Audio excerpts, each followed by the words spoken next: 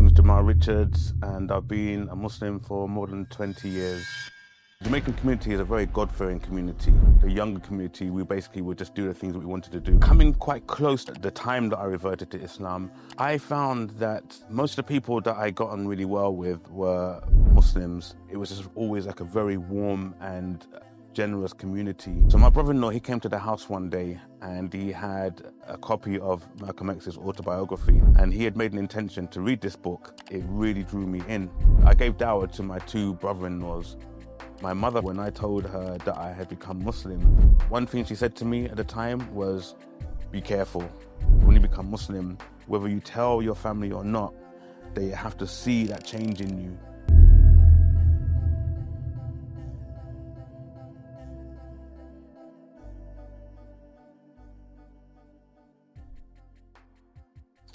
Assalamu alaikum.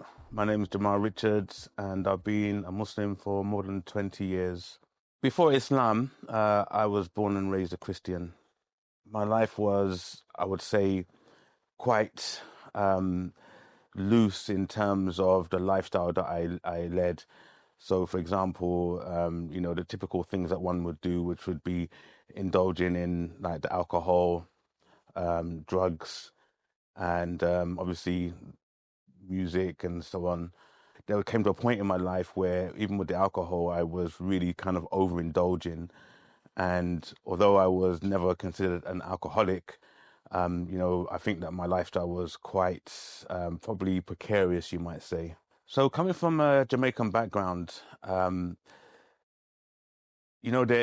Jamaican community is a very God-fearing community. The younger community, we basically would just do the things that we wanted to do, which would just not really involve religion at all. So anything that would get in the way of that would be problematic for us, basically. So in my family, although, my mother, for example, she was a devout Christian, is a devout Christian, but other than sort of going to church, being forced to go to church as a child, within the household, it was not a strong Christian household at all. So, for example, we weren't forced to do things like praying and, stuff like that. We just lived as Christians. It was just a given that we were Christians. But, I think most Christians do not involve, regular religious activities within the home. I'd get sent to Sunday school and I would walk to the front of the church and just sort of think like, yeah, I got better things to do than this. So I would just basically disappear. And, being Jamaican, if my mom ever found out, then, I was no stranger to explanations, as it were. Yeah. Before reverting to Islam, coming quite close to the time that I reverted to Islam, I found that most of the people that I got on really well with were Muslims, and especially a neighbor who didn't actually give me dawah, but I really enjoyed spending time with that family. And the mother of that family, she was an amazing, wonderful lady, auntie, and always very, very generous. And that's what I found about Muslims, that, it was just always like a very warm and generous community. There were two kind of angles that it came from. The first being, I had some friends, very, very good friends. One of them who now is, a presenter on Islam channel, Khalil Muhammad. So he was one angle, and he used to give me dawah. But at the same time, my brother-in-law, he came to the house one day. He was like into his rap, and he used to walk around everywhere, sort of rapping and all that kind of stuff. So my brother-in-law, he came to the house one day, and he had a copy of Malcolm X's autobiography, and he had made an intention to read this book. But what happened is he ended up leaving it at the house, and he never read it. So it was sitting there, and so one day I thought, okay, I'm going to read this book myself. So I started to read it, and it really drew me in. But whilst that was happening, at the same time, as I said, I was getting dawah from Khalil Muhammad and my other friends.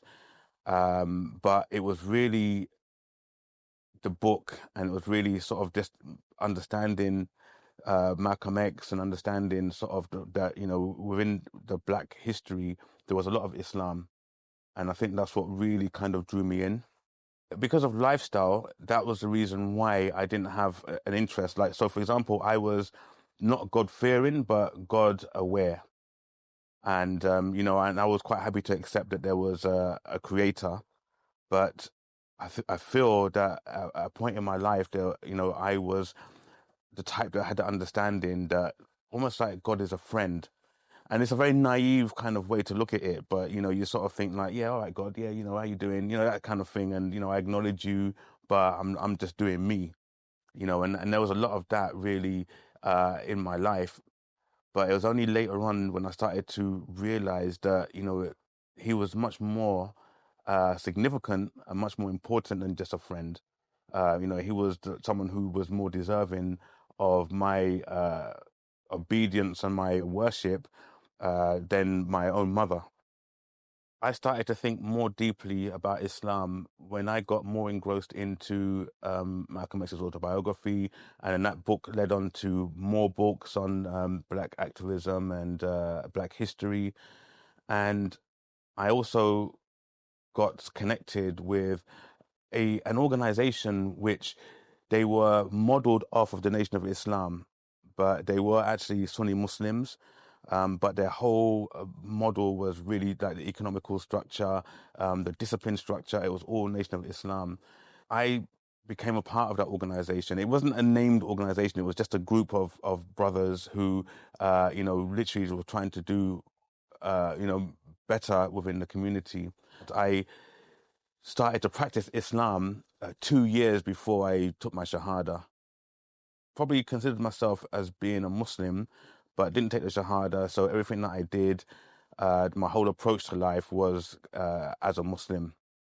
It was more like taking a step closer, but not actually taking my shahada. It took me a long time to take my shahada. Is I was living with my partner at the time, and I knew that when I was going to become a Muslim, I knew there was going to be a problem, and that was one of the things that actually stopped me from taking my shahada. And it was my beloved like teacher at the time. He was very, very well known. His name was Muhammad Khaja, and he was such a sort of wise person. He's no longer with us. May Allah grant him Jannah. I mean, and he was the one that said, like, you know, I said to him, I can't take my shahada because I'm living with my partner and blah blah blah. It means that we're not going to be, you know, halal. It's going to be haram. And you know, the best advice that you could ever give was like, you know, like you got to take these things a step at a time. Don't worry about that now. You know, obviously, once you take your shahada, everything will fall into place. I think I was just comfortable with the journey that I was taking. And along the journey, along that route, alhamdulillah, I gave dawah to my two brother-in-laws. And they all both became Muslim before I did. So it was kind of a bit of a strange one. So first brother-in-law, he came home one day and he heard that we were being talking about Islam, and his conviction was so strong that, you know, he came, and I think it was just maybe one sitting, talking to him about Islam. It really appealed to him, and he just went off and he went to a masjid and he literally just took his shahada. So he just came back and says, I'm Muslim now. The work of supporting new Muslims continues year-round, and you can be part of it. Over the past 5 years, IRA has been blessed at being able to introduce Islam to more than 400,000 people. These individuals need our constant support as they navigate their new faith. Your contribution of £50 to support one new Muslim gives them essential guidance and support.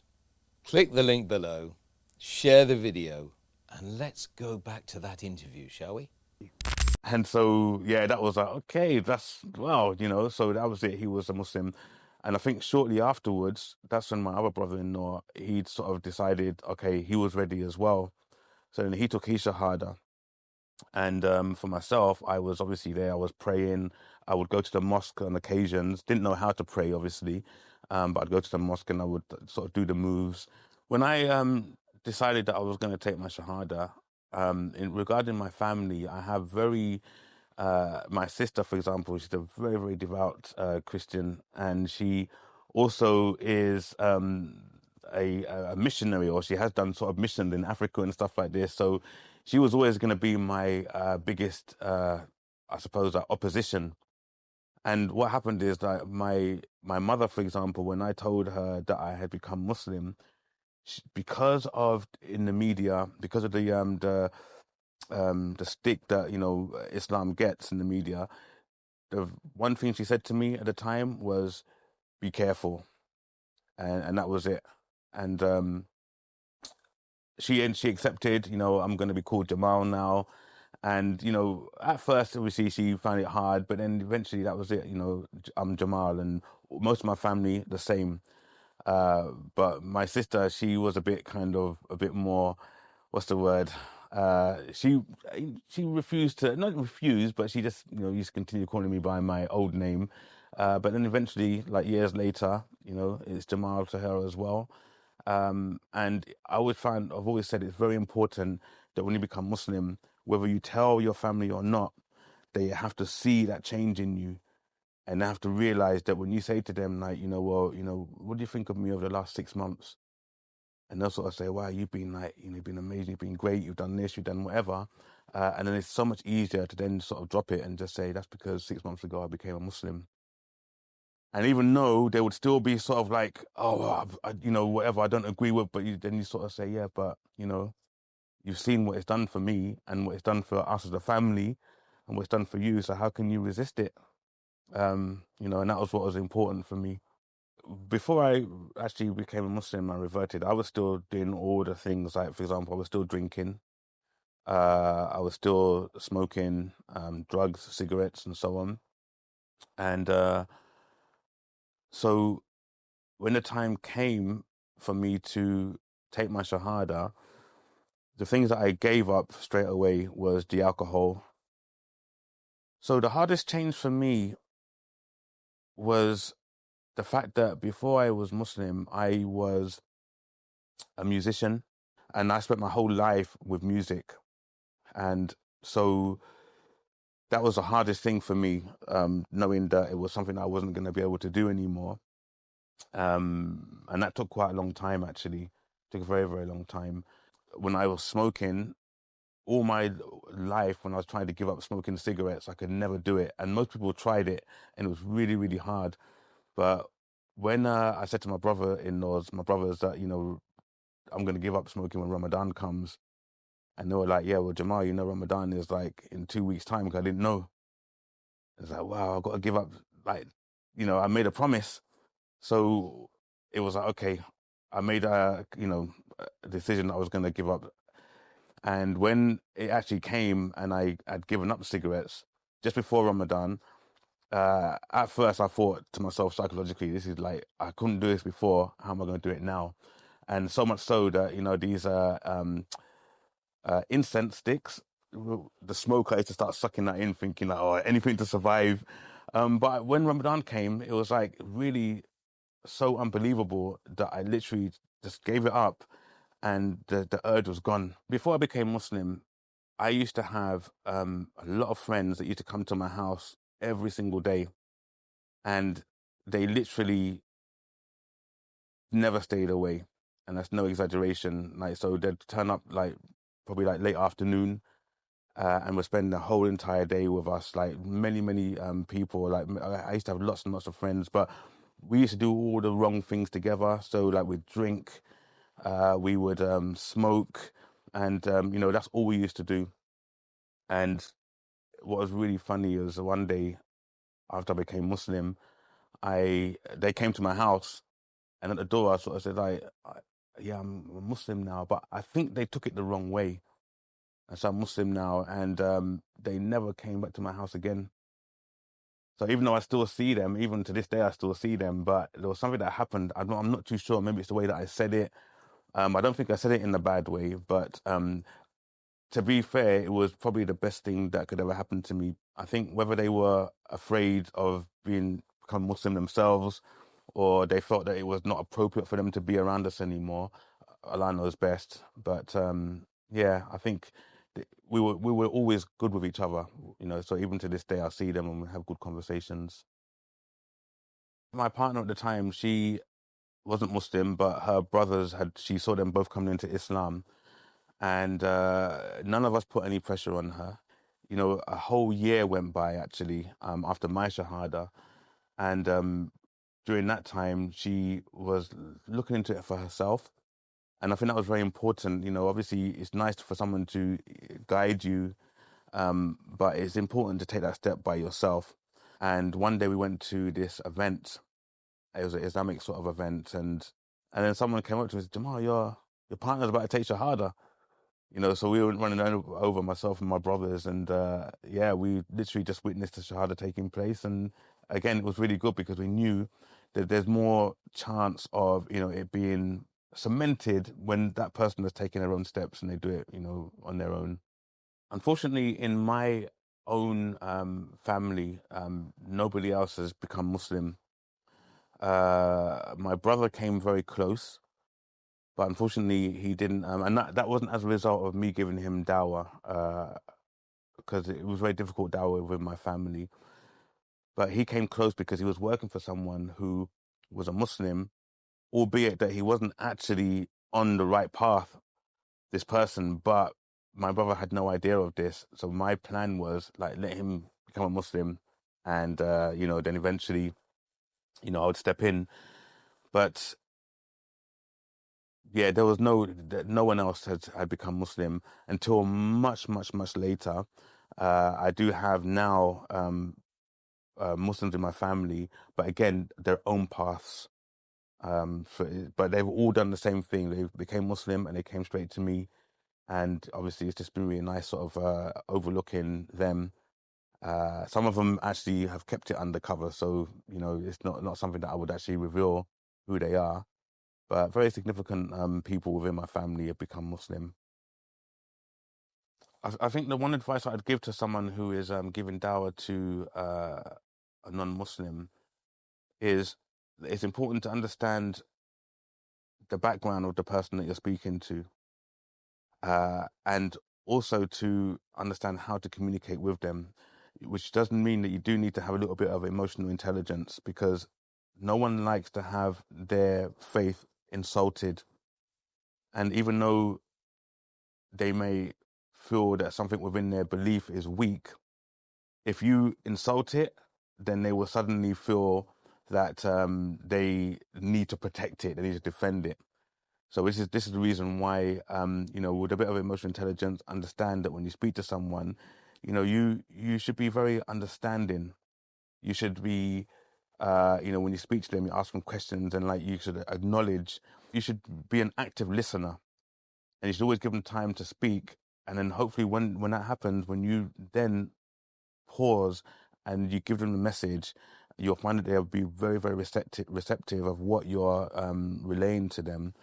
And they'll walk away feeling actually quite a good feeling with that conversation that you've had with them. And this is very important.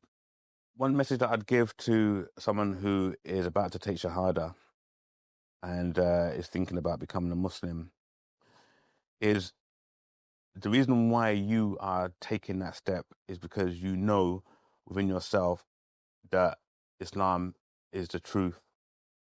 And the only thing that's stopping you, the only obstacles that are stopping you are things like family, work, relationships, all this type of thing.